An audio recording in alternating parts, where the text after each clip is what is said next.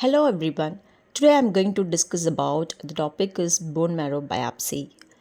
I'm Vinuli, tutor of Tripoli College of Nursing.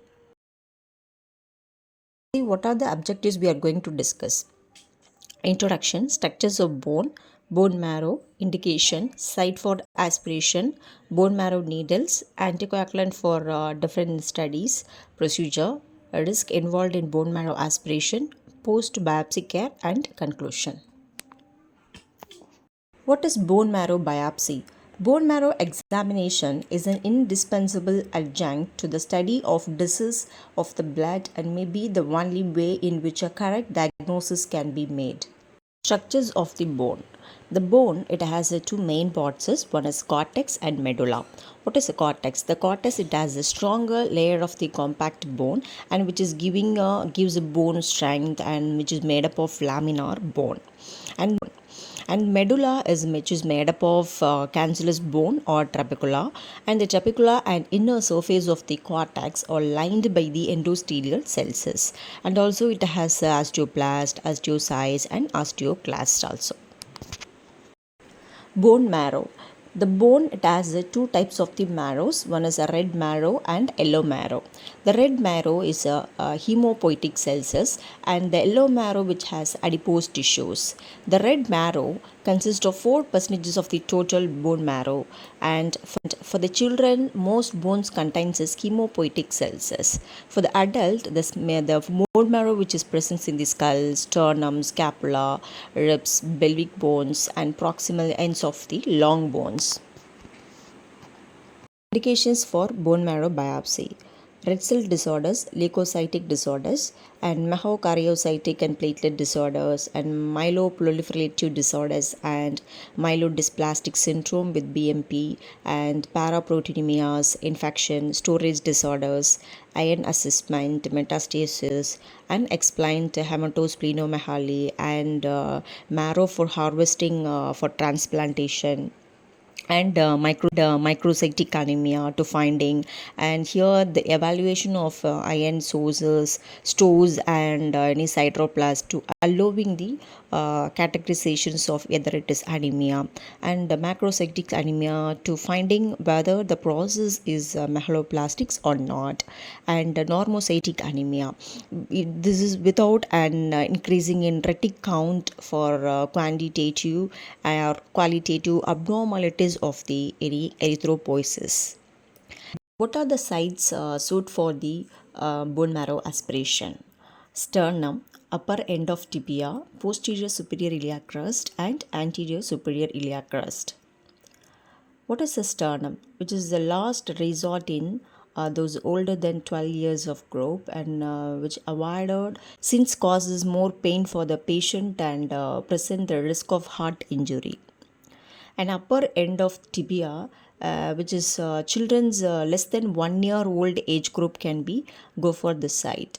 And the posterior superior iliac crust, this is the most commonly employed site for reason of safety and a decreased risk of pain and accessibility. And the fourth, anterior superior iliac crust, the site is alternative site when the posterior iliac crust is unapproachable or not available due to some infections like any injury or any morbid obesity. We can go for the anterior superior iliac crust. Another usual sites is also there was manubrium and first and second parts of the body of the sternum. And what are the precautions to need to take? Appropriate guard is supposed to be used, and danger of perforating the inner cortical layer and damaging the underlying large blood vessels and in the right atrium. Another usual sites is also there was manubrium and first and second parts of the body of the sternum. And what are the precautions to need to take? Appropriate guard is supposed to be used, and danger of perforating the inner cortical layer and damaging the underlying large blood vessels and in the right atrium. Where the bone marrow needles are available? The needle should be stout and made up of a hard stainless steel, which about 7 to 8 centimeter in length, which a well fitting stillet, and also they must be provided with adjustable cord. And the first type is the Jamshidi needle, and which is longer, can be used for both aspiration and biopsy from the iliac crest site. And second one is the Islam needle, and third Sala needle. It has a guard with a side screw also present. And Klima needle, this it has a guard which screw along the length of the needle. The needle is advanced into the marrow cavity with a stillet locked in place, and the stillet is then removed and a syringe used to aspirating the marrow. If larger specimens are needed, different needles that have pores of 4 to 5 mm may be used, and other needles occasionally used for different biopsy specimens or a 2 mm pore microtryphin and needle, and silverum needles also used. And however, compared with the other needles, these yield smaller specimens of marrow that are prone to fracturing. Are the anticoagulant used for the different studies. The first chromosomes and PCR cytogenetic studies place at least 0.5 ml of the bone marrow aspirate in sodium heparin tube and EDTA tube. And for flow cytometry studies and all, place as much bone marrow aspirate as possible into a sterile EDTA tube and mix. For slides and all, using the absolute methanol, and for aspirate histology section, absolute ethanol plus 15% formalin 1:1 can be used.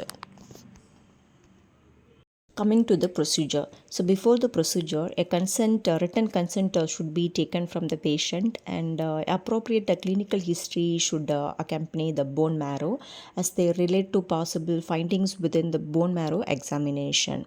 And it is used to know relevant laboratory data such as any iron studies, folate or vitamin B12 studies, and transfusion therapy or a history of chemotherapy. And the physician clinical impression also should be included on the form, and lignocane sensitivity test should be done before the procedure. Placed in the lateral position with the top of leg flexed and lower the leg straight, and palpate the iliac crest and mark the preferred sampling site with a pen. Aseptic technique is employed, including sterile gloves and gown, and the site is prepared with the antiseptic examples povidone, iodine, or 0.5 percentages chlorhexidine gluconate can be used, and scrubbed and trapped, exposing only the site to be sampled. And the skin and underlying tissues to the periosteum and infiltrated with local anesthetics, like example approximately 10 ml of 1% lignocaine, and children are either sedated or given general anesthesia can be used. And a 10 ml of syringe with a 25 gauge needle is used to inject an initial 0.5 ml directly under the skin, raising the veil. A 22 gauge needle is used to penetrating the deeper into the subcutaneous tissues and the underlying peritoneum and area roughly 1 centimeter in diameter. And adequacy of the anesthesia is tested by gently prodding the periosteum with the tip of the needle and questioning the patients for any painful sensation. Once the needle contacts the bone, it is advanced by slowly rotating clockwise and anti-clockwise until the cortical bone is penetrated and the marrow cavity is entered. And cannot with the marrow cavity is usually noted by a sudden reductions in pressure. And the depth of the penetration should not extend beyond an initial 1 centimeter.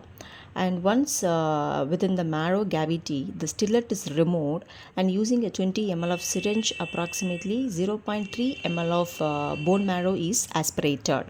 Then the materials collected for bone marrow slides is generally not mixed with anticoagulant, and it is processed immediately. This avoids any cellular morphological artifacts.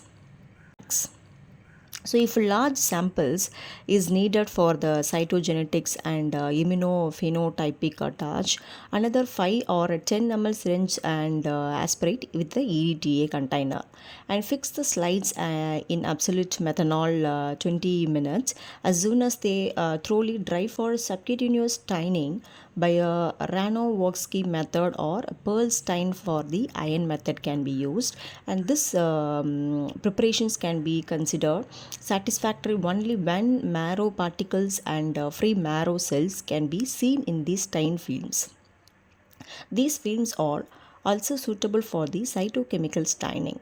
Some materials clads can be preserved in fixative rather than anticoagulant for preparation of histological sections like a clot section. This clot section processed the same as bone marrow biopsy, but without decalcification. Peripheral blood sample is also taken along with it, and dry tap failure to aspirate marrow suggests the bone marrow fibrosis or infiltration. And CT guided bone marrow biopsy sampling also can be done. This is suitable for obese in whom it is difficult to locate the iliac spine. Risk will be involved in the bone marrow aspiration. People with the bleeding problems have a higher chance of bleeding from biopsy site, and if patients have bleeding problems pressure will be put on the biopsy site for at least 10 minutes after the biopsy procedure.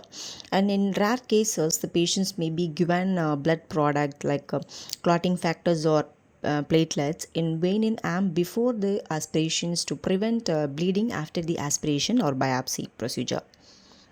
Infections of the skin or the bone at the biopsy site, especially in people with compromised immune systems, and injury to the heart and lungs, major blood vessels. If the sample is taken from the sternum, this complication is very rare, and pain after the procedures also can be seen for the risk. Biopsy procedure, how to give the care to the patient.